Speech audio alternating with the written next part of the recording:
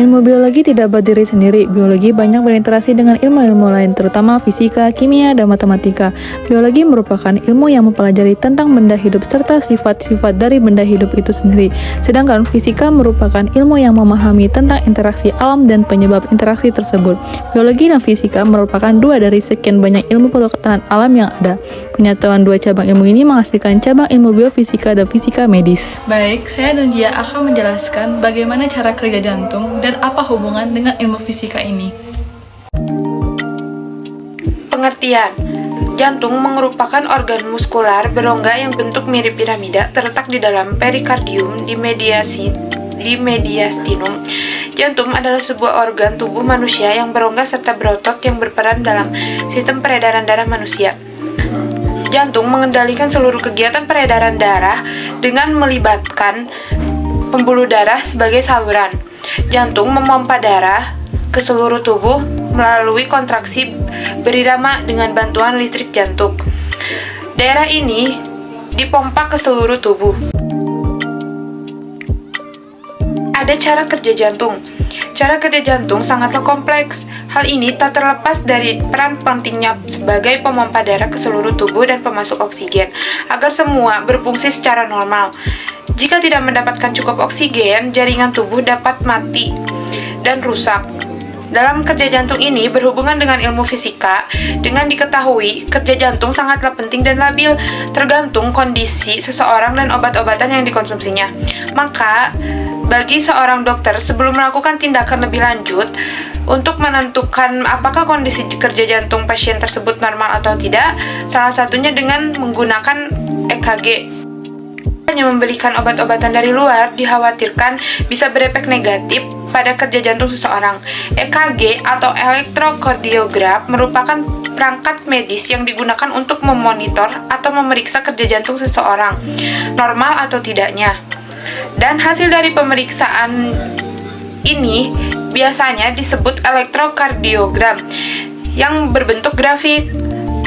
Tubuh manusia memiliki potensial listrik. Denyut jantung manusia dapat tertransmisi dengan adanya perubahan potensial listrik tersebut. Selain itu, detak jantung atau yang sering disebut juga sebagai denyut nadi adalah beberapa kali jantung Anda berdetak per menit.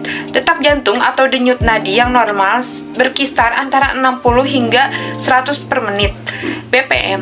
Namun, banyaknya denyut nadi normal juga bisa dikategorikan berdasarkan usia. Rumus mendapatkan angka detak jantung maksimal yaitu 20 dikurangi usia dalam durasi per menit.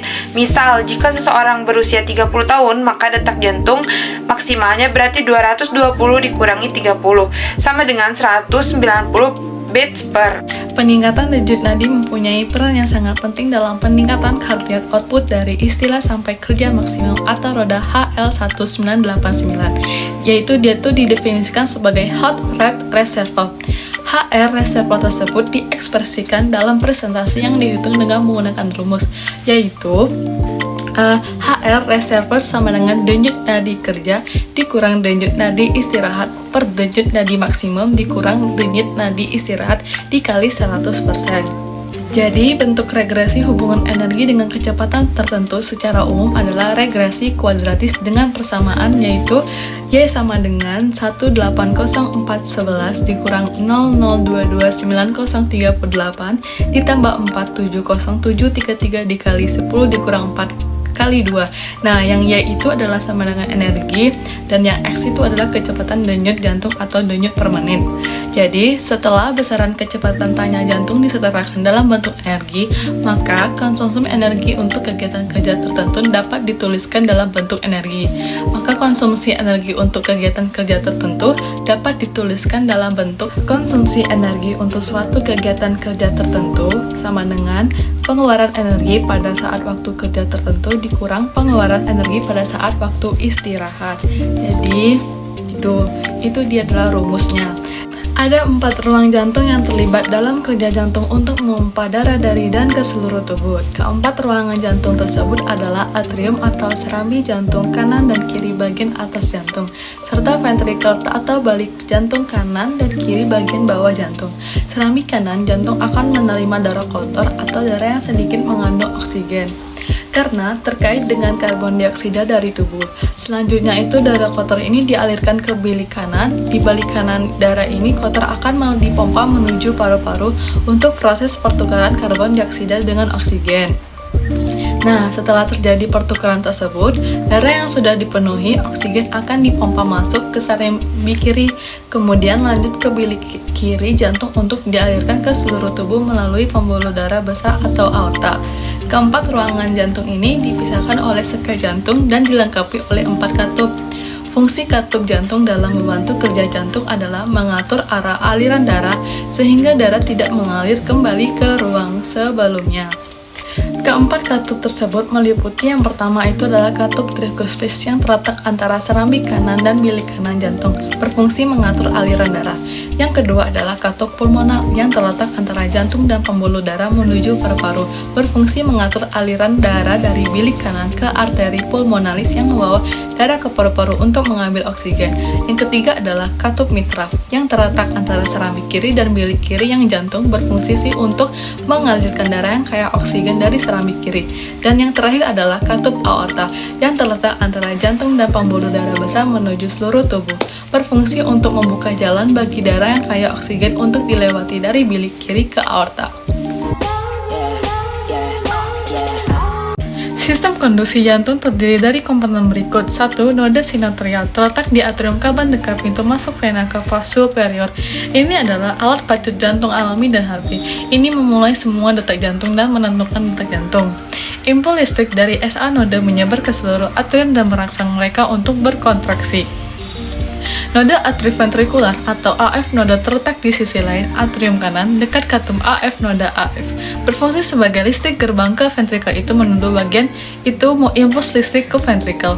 Penunduan ini untuk memastikan bahwa atria itu memilikinya mengeluarkan semua darah ke ventrikel sebelum kontrak ventrikel. AF node menerima sinyal dari SA simpul dan meneruskannya ke atrioventrikular bundel-bundel AF atau bundelnya. Bundel ini kemudian dibagi menjadi kanan dan cabang bundel kiri yang melakukan impuls menuju puncak hati. Sinyal-sinyal kemudian akan diteruskan ke serat Purkinje, berputar ke atas dan menyebar ke seluruh ventrikel miokardium. Aktivitas listrik jantung bisa direkam dalam bentuk elektrokardiogram EKG. EKG adalah rekaman komposit dari semua potensi aksi yang dihasilkan oleh node dan sel-sel miokardium. Setiap gelombang atau segmen EKG terkait dengan peristiwa tertentu dari listrik jantung siklus. Ketika atrium penuh, darah simpul SA kebakaran, sinyal listrik tersebut di seluruh atrium dan menyebabkan mereka mengalami depolarisasi. Ini diwakili oleh gelombang P pada EKG. Atrium kontraksi ATKU mulai sistem atrium 1W0 MS setelah gelombang P dimulai segmen PQ mewakili waktu sinyal melakukan perjalanan dari SA node ke AF node. Kompleks KRS menandai penembakan AF simpul dan mewakili depolarisasi ventrikel. Yang terus gelombang Q berhubungan dengan depolarisasi septum interventrikular. Gelombang R diproduksi oleh depolarisasi massa utama ventrikel. Gelombang S merupakan fase ventrikel terakhir depolarisasi di pangkal jantung. Repolarisasi atrium juga terjadi selama kali ini, tetapi sinyal dikabulkan oleh kompleks KRS sebesar segmen ST mencerminkan tekanan tinggi di potensi miokard. Ini saatnya kontraventrikel dan memompa darah. Nah, gelombang T merupakan repolarisasi ventrikel segera sebelum reaksi ventrikel atau diastole ventrikel. Siklus berulang dengan setiap detak jantung.